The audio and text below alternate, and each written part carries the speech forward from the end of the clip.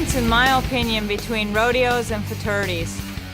One, in the rodeo atmosphere, you never know what the arena is going to be, if it's a side gate, where your approach is, if your barrels are set centered with the arena, or if they're set centered with the alley, if they're cockeyed, if they're straight on, if your takeoff to your first barrel is tighter than if you went right versus left. Your ground situations have a lot to do with it.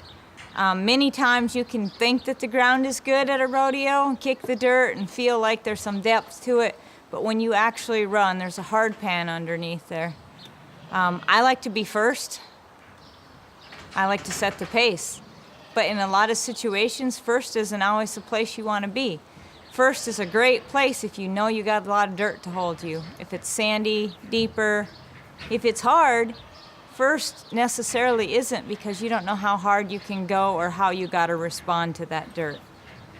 My opinion, the barrel racing horses or a fraternity horse, they get groomed conditions, they get great ground. If they don't have good ground, they should have, because their facility is a lot different than ours. I think the people that put on a barrel race understand dirt far more than a committee at a rodeo. The committee men at a rodeo that have put on barrel races, you generally have better ground at your rodeo.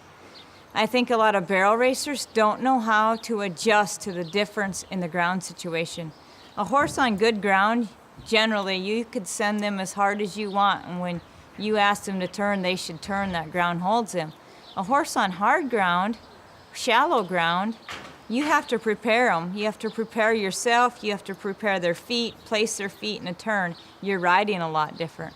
Riding fast and forward is one thing, but riding where you have to be conservative and really understand how to place your horse so you don't shoot past the barrel, that's big.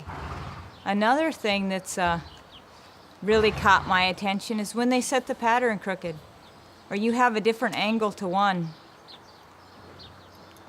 How do you beat them?